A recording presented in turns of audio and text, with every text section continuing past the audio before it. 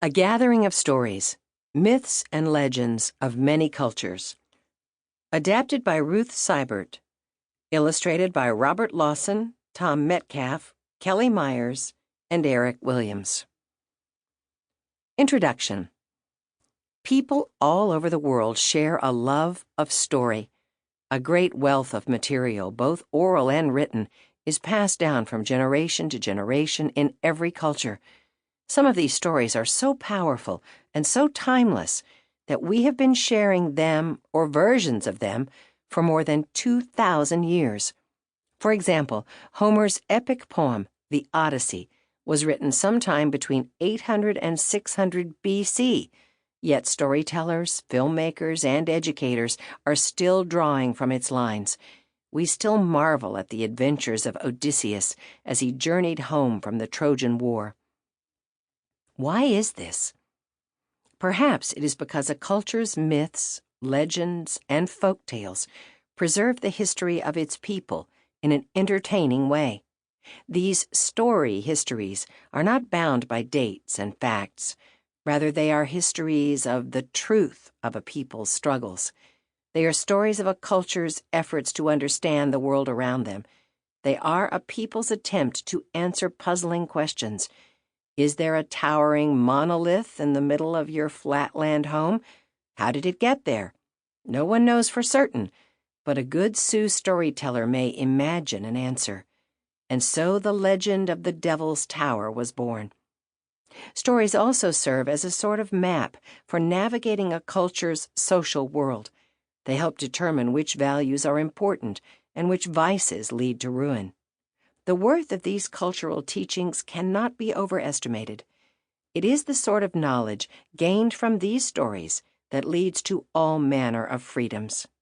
They illustrate for us how the correct knowledge can lead to freedom from want or tyranny or discord. The teachings of these stories can lead to a knowledge that gives us the freedom to express our true natures. The myths and legends found in this book were chosen from around the world, yet the reader may hear in them echoes of more familiar stories. One doesn't have to read very far to discover that not all Cinderellas attended royal balls. Some of them ran households in China. Others solved a Tsar's riddles. These story echoes are interesting and comforting. The similarities of one story to another assure us that we have much in common with each other. They tell us that despite our differing backgrounds, we can understand much about each other's lives. Every culture has its gullible folk and its tricksters. All lands boast of their wise persons and shake their heads over fools. Villains lurk everywhere, and heroes are there too. Those heroes may come riding beautiful horses or traveling shoeless and on foot, but we recognize them still. But perhaps the most important discovery of all is that ordinary people everywhere have done extraordinary things. So why have these stories survived through centuries? Maybe it is because all people love to solve a good riddle, or because there are riches to be won or lost, and truths to be grasped or missed. There are dragons to be slain, villages to be saved, and secrets to be revealed. In the words of myths and legends, we meet characters who lived thousands of years ago, if only in the storyteller's imagination.